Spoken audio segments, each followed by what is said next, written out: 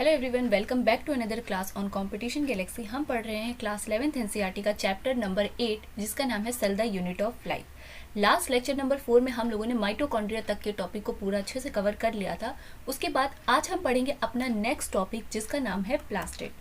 तो प्लास्टिड को पढ़ने से पहले देखिए, प्लास्टिड जो होते हैं ये भी आपकी माइटोकॉन्ड्रिया की ही तरह डबल मेम्ब्रेन बाउंड ऑर्गेनल्स होते हैं। इसमें भी डबल मेम्ब्रेन होती है और ये जो होते हैं आपकी, ये एनिमल सेल में नहीं पाए जाते, ये प्लांट सेल में पाए जाते हैं। ठीक है, प्लांट सेल में प्रेजेंट होते हैं और ये 3 टाइप के होते हैं। प्लास्टिड आपके 3 टाइप के होते हैं। जो सबसे पहला होता है जिसे बोलते हैं क्लोरोप्लास्ट। उसके बाद जो नेक्स्ट होता है जिसे बोलते हैं क्रोमोप्लास्ट।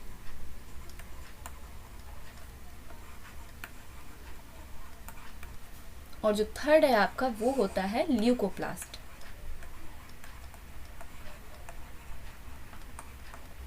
देखिए, डबल मेम्ब्रेन बाउंड ऑर्गेनल होता है, प्लांट सेल में सिर्फ प्रेजेंट होता है, एनिमल सेल में नहीं होता। क्लोरोप्लास्ट होते हैं, क्लोरोप्लास्ट, क्रोमोप्लास्ट और ल्यूकोप्लास्ट। ये क्या होते हैं? देखिए, जो क्लोरोप्लास्ट होता है वो आपकी क्लोरोफिल पिगमेंट, इसमें पिगमेंट प्रेजेंट होता है जिसकी वजह से प्लांट का कलर ग्रीन देखने को मिलता है। तो ग्रीन कलर अगर आपको प्लांट में कहीं भी देखने का मिल रहा है तो उसका मतलब है उसमें क्लोरोप्लास्ट प्रेजेंट है। क्रोमोप्लास्ट जो प्लांट में आपका येलो, ऑरेंज और रेड, ये 3 कलर जो आपको प्लांट में कहीं पर भी देखने को मिल रहा है, जैसे गाजर का कलर ऑरेंज होता है, रेड भी होता है, तो उसमें कौन सा पिगमेंट प्रेजेंट होगा? आपका क्रोमोप्लास्ट। इसमें क्लोरोप्लास्ट में होता है क्लोरोफिल और यहाँ क्रोमोप्लास्ट में होता है, लास्ट में जो होता है वो होता है आपका कैरोटीनॉइड पिगमेंट। क्रोमोप्लास्ट में होता है कैरोटीनॉइड पिगमेंट। कैरोटीनॉइड पिगमेंट की वजह से आपके प्लांट में जो येलो, ऑरेंज और रेड कलर देखने को मिलता है वो होता है कैरोटीनॉइड पिगमेंट प्रेजेंट होता है। ल्यूकोप्लास्ट में कोई भी पिगमेंट प्रेजेंट नहीं होता, इसमें सिर्फ न्यूट्रिएंट होता है, न्यूट्रिएंट स्टोर होता है इस ल्यूकोप्लास्ट में, इसमें कोई कलर नहीं होता है। आइए इसके बाद हम अपनी एनसीईआरटी की लाइन को देखते हैं। तो लिखा गया है plastid are found in all. आइए एनसीईआरटी की थ्योरी अब हम देखते हैं। लिखा गया है plastid are found in all plant cell and euglenoid. These are easily observed under the microscope as they are large.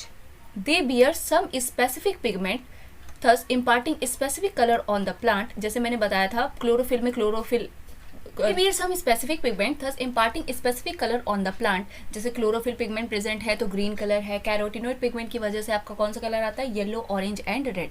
Based on the type of the pigment, plastid can be classified into chloroplast, chromoplast and leucoplast. ठीक है, यहाँ लिखा नहीं है लेकिन होता है आपका ल्यूकोप्लास्ट भी होता है। ठीक है, लिखा है chloroplast contain chlorophyll and carotenoid pigment which are responsible for the trapping light energy essential for photosynthesis. Photosynthesis के लिए आपका क्लोरोफिल पिगमेंट की प्रेजेंस होना जरूरी होती है, इसी की वजह से क्या होती है? फोटोसिंथेसिस होती है और प्लांट अपना फूड बनाते हैं। In the chromoplast fat soluble carotenoid pigment like carotene, xanthophyll and others are present. These give a part of plant yellow, orange and red. अगर येलो कलर है तो कैरोटीन पिगमेंट की वजह से है, ऑरेंज कलर है तो ज़ेंथोफिल पिगमेंट की वजह से होता है।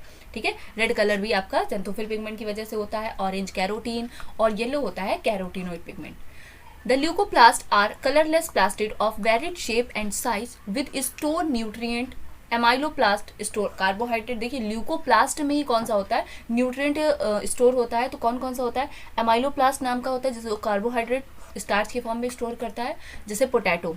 ठीक है, उसके बाद होता है इलियोप्लास्ट जो पोटैटो के फॉर्म में स्टोर होता है। फिर होता है elaioplast store oils and fats, whereas the aleuroplast store protein. याद रखना है ELAIO मतलब ऑयल्स, OIL। ठीक है, इलाइलोप्लास्ट जो होता है ऑयल स्टोर करता है और जो एल्यूरोप्लास्ट होता है वो प्रोटीन स्टोर करता है और एमाइलोप्लास्ट होता है वो कार्बोहाइड्रेट को स्टोर करता है स्टार्च के फॉर्म में। इसके बाद नेक्स्ट स्लाइड पे देखते हैं। क्लोरोप्लास्ट को आपकी एनसीईआरटी में थोड़ा सा डिटेल में बताया गया है। देखिए, प्लास्टिड के ही ये तीनों पार्ट होते हैं, chloroplast, chromoplast and leucoplast. Chloroplast को थोड़ा सा वेल एक्सप्लेन किया गया है। तो देखिए, ये भी माइटोकॉन्ड्रिया की ही तरह डबल मेम्ब्रेन बाउंड ऑर्गेनल है। आउटर मेम्ब्रेन अलग दिख रही है और इनर मेम्ब्रेन अलग है। ठीक है, इसमें ये जो देख रहे हैं ये होते हैं ग्रैनम। ये ढेर सारे जो ग्रैना होते हैं एक के ऊपर एक, ऐसे लग रहा है कि जैसे सिक्के होते हैं ना, सिक्के को एक के ऊपर एक रखते चले जाए तो कुछ ऐसे ब्लॉक्स बन जाते हैं। तो वैसे ही जब ये सारे ढेर सारे एक ब्लॉक बन जाते हैं, इन्हीं को बोलते हैं थैलेकॉइड। ठीक है, ये कहलाते हैं आपके थैलेकॉइड। इन थैलेकॉइड के ही बीच में जो ये ऐसे जो निकल रही है इसे बोलते हैं स्ट्रोमा लैमेली। इसमें भी क्या होता है, क्लोरोफिल पिगमेंट प्रेजेंट होता है, जहाँ से प्लांट की क्या होती है, फोटोसिंथेसिस होती है। ठीक है, उसके बाद जो खाली जगह होती है इसे बोलते हैं स्ट्रोमा। अब यहाँ पर एक जो पॉइंट है इंपॉर्टेंट, वो क्या याद रखना है आपको, जो क्लोरोप्लास्ट में जो राइबोसोम्स होते हैं,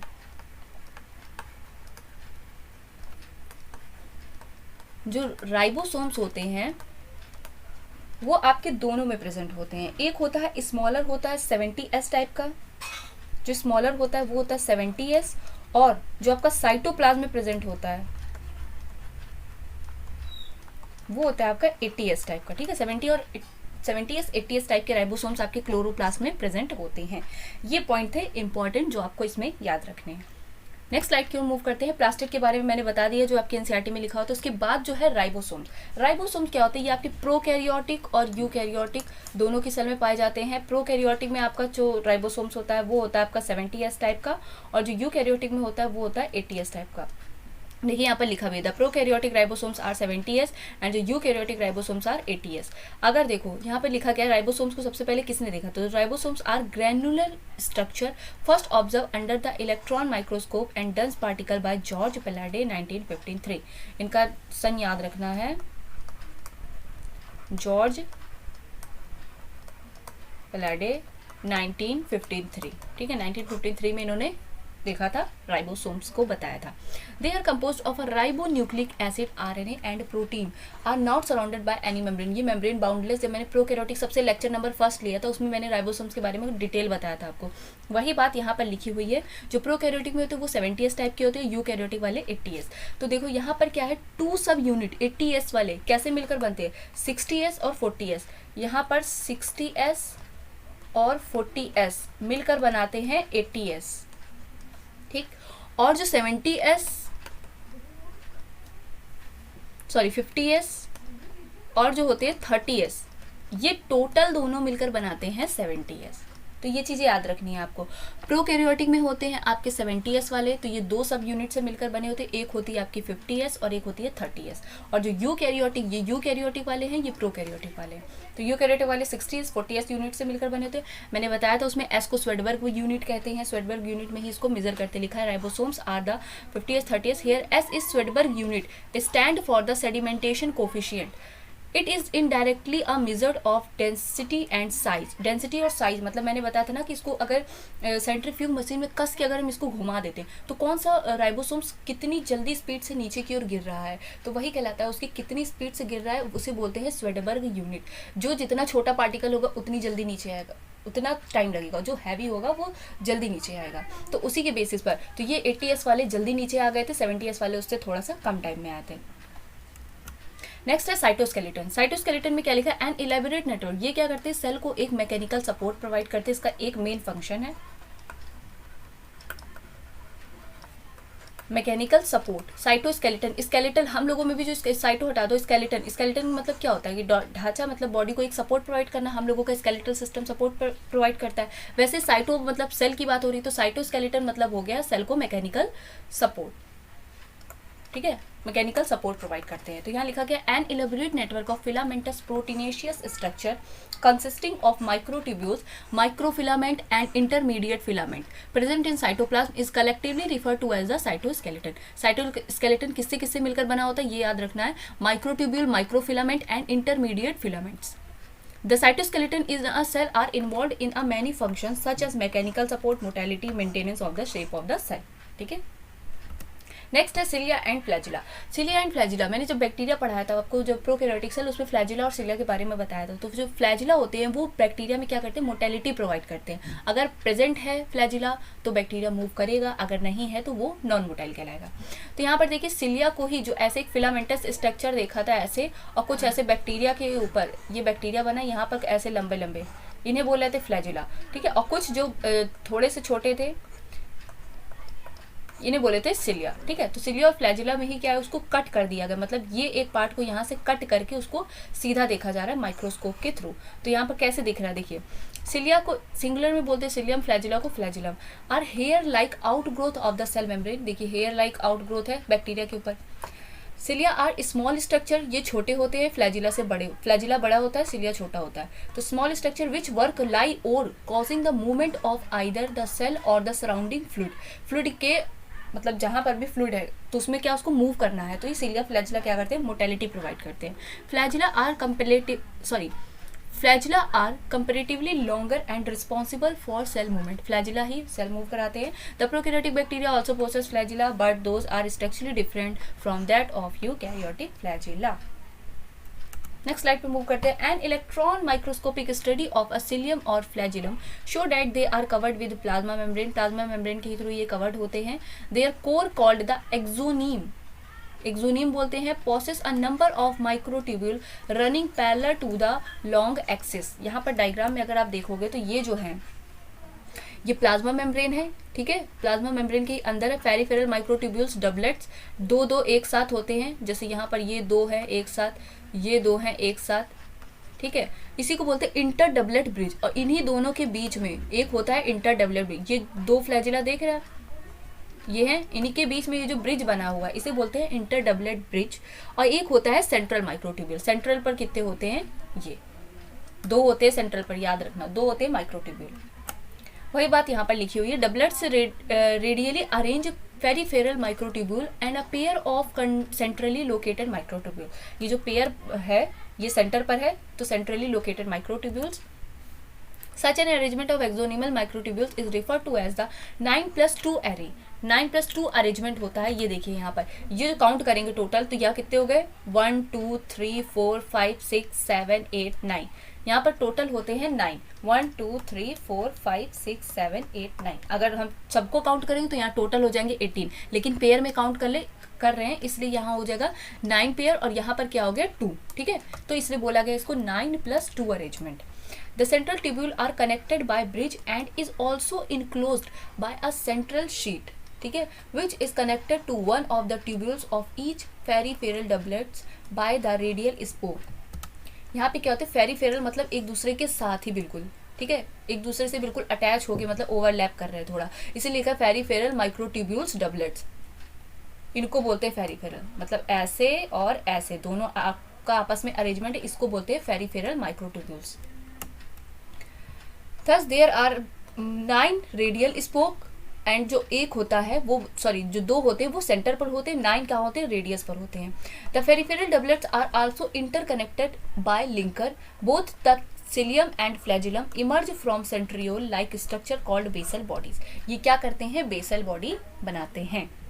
नेक्स्ट है आपका centrosome and centriole. Centrosome centriole क्या होता है, centrosome is an organelle usually containing 2 cylindrical structure called centriole.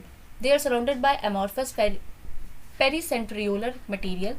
Both the centrioles in a centrosome lie perpendicular to each other in which each has organization like cartwheel, ठीक है। They are made up of 9 evenly spaced peripheral fibrous and tubulin protein। ये सब आपको अभी हम इस diagram के through बताते हैं। देखिए सबसे पहले न्यूक्लियस को पढ़ते हैं। न्यूक्लियस की सबसे पहले खोज किसने की थी, रॉबर्ट ब्राउन।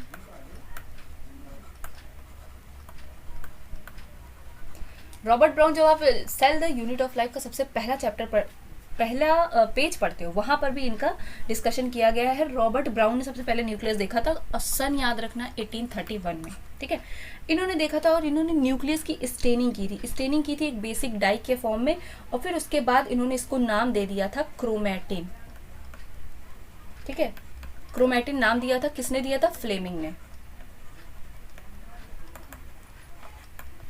न्यूक्लियस की खोज की थी रॉबर्ट ब्राउन ने, फिर उसको स्टेन्ड किया था डाई के थ्रू और फिर उसको कलर फॉर्म में जब दिखा तो उसको क्रोमैटिन नाम दे दिया था फ्लेमिंग ने। तो डाई में जब स्टेनिंग की थी, स्टेनिंग किसने की थी, फ्लेमिंग ने की थी और नाम क्रोमैटिन नाम दिया था फ्लेमिंग ने, न्यूक्लियस नाम दिया है रॉबर्ट ब्राउन ने। यहाँ लिखा है nucleus as a cell organelle was first described by Robert Brown as early as 1831। Later the material of the nucleus stained by basic dye, acidic dye यहाँ पर रख के क्वेश्चन को घुमा सकते हैं, याद रखना बेसिक डाई से किया था stain, was given the name chromatin by Fleming, ठीक। न्यूक्लियस का स्ट्रक्चर कैसा होता है, ऐसे होता है nucleus, double membrane bound organelle है, इसके अंदर भरा होता है न्यूक्लियोसोम और बहुत सारे होते हैं क्रोमोसोम।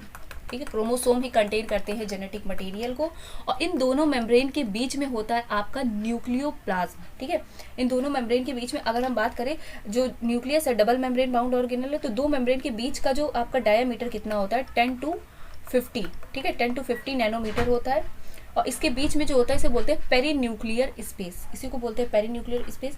और जो न्यूक्लियस के अंदर जो भरा होता है, जैसे सेल है, बहुत बड़ी ये सेल है, सेल के अंदर जो ये जो लिक्विड भरा है उसे बोलते हैं साइटोप्लाज्म। ठीक है, इसे बोलते हैं साइटोप्लाज्म। और यहाँ जो न्यूक्लियस के अंदर जो भरा होता है इसे बोलते हैं न्यूक्लियोप्लाज्म, न्यूक्लियोप्लाज्म। ठीक है, इसे बोलते हैं न्यूक्लियोप्लाज्म। और ये क्या करते हैं, जेनेटिक मटेरियल कंटेन करते हैं, इसी के ही अंदर राइबोसोम्स भी पाए जाते हैं। तो अभी हम इसके आगे पढ़ेंगे। तो ढेर सारे जब राइबोसोम्स आपस में कंडेंस हो जाते हैं तो ये बनाते हैं क्रोमोसोम।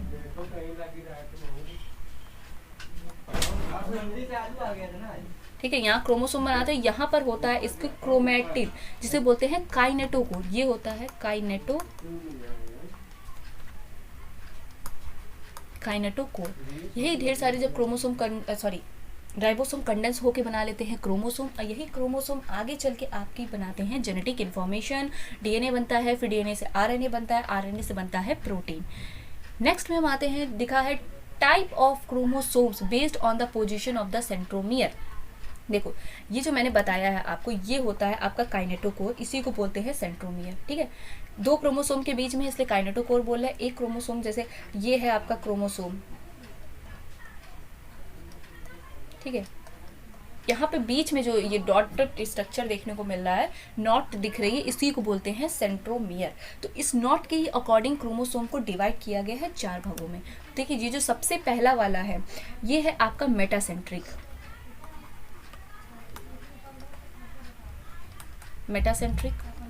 और ये वाला जो है इसे बोलते हैं सब मेटासेंट्रिक,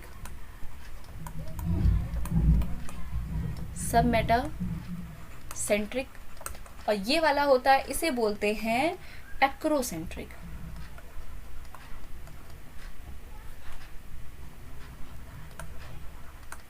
और ये है आपका टीलोसेंट्रिक। ये बहुत ही इम्पॉर्टेंट टॉपिक है, नीट में इससे काफ़ी पीवाईक्यू पूछा गया। आपसे सेंट्रोमियर की पोजीशन दे देगा और पूछेगा बताइए ये कौन सा क्रोमोसोम है। तो अगर सेंट्रोमियर बिल्कुल सेंटर पर प्रेजेंट है तो ये कहलाएगा मेटासेंट्रिक। अगर सेंट्रोमियर हल्का सा क्रोमोसोम के ऊपर चला गया, मतलब अपनी मिडिल पोजीशन से हल्का सा ऊपर चला गया, तो एक आर्म उसकी क्या हो जाती है, यहाँ पर इक्वल पोजीशन होती है, यहाँ पर क्या होता है स्लाइडली ऊपर हो जाता है, तो इसे बोलते हैं सब मेटासेंट्रिक। और यहाँ एक्रोसेंट्रिक में क्या होता है, जो सेंट्रोमियर होता है वो बिल्कुल ऊपर पहुँच जाता है, तो एक आर्म बहुत लॉन्ग हो जाती है और एक आर्म जो होती है बहुत शॉर्ट हो जाती है। तो बहुत short, very short and very long अगर दिया है तो वो कहलाएगा आपका एक्रोसेंट्रिक। ये पोजीशन आपके जो होती है वाई क्रोमोसोम में देखने को मिलती है। वाई क्रोमोसोम जो क्रोमोसोम होता है, जो क्या करता है आपका जेंडर बताता है, वाई क्रोमोसोम जिसमें प्रेजेंट होता है वो बॉय और XX वाले जो गर्ल होते हैं। तो जो वाई क्रोमोसोम होता है उसकी पोजीशन होती है आपकी एक्रोसेंट्रिक, और जो टीलोसेंट्रिक होती है उसमें जो सेंट्रोमियर होता है वो बिल्कुल टर्मिनल पर पहुंच जाता है, बिल्कुल टर्मिनल पोजीशन पर पहुंच जाता है, तो वो कहलाएगा आपका टीलोसेंट्रिक। ठीक है, इसी के बाद आपके न्यूक्लियस के अंदर जो होते हैं कुछ जो क्रोमोसोम्स होते हैं, जब स्टेनिंग करते हैं तो जो कुछ क्रोमोसोम होते हैं वो अपनी पोजीशन पर ही रहते हैं, मतलब वो कलर शो नहीं करते, तो उन्हें नाम दे दिया जाता है सैटेलाइट, उन्हें बोलते हैं सैटेलाइट। सैटेलाइट की तरह वो क्या ब्राइट की तरह दिखते हैं। ठीक है, अब इसके बाद नेक्स्ट टॉपिक है आपका जो माइक्रोबॉडीज को यहीं पर 2 लाइन में ही समझ लीजिए। माइक्रोबॉडी जो होती है उसमें बहुत सारे एंजाइम प्रेजेंट होते हैं, और ये प्लांट की सेल और एनिमल की सेल दोनों में प्रेजेंट होती है। ठीक है, तो ये कुछ इंपॉर्टेंट टॉपिक्स थे, इंपॉर्टेंट बातें थी जो मैंने आपको इस लेक्चर में बता दी है। आई होप आपको ये लेक्चर अच्छा लगा होगा। अब नेक्स्ट लेक्चर में हम इसी चैप्टर के पूरे कंप्लीट MCQ की प्रैक्टिस करेंगे, जितने बन सकते हैं। ठीक है, पूरे MCQ का एक सेशन लेकर आऊँगी, उसमें हम लोग ढेर सारे क्वेश्चन की प्रैक्टिस करेंगे। और अगर आपको ये वीडियो अच्छी लगी हो तो please subscribe the channel and like the video for better reach, and thank you so much for watching my video.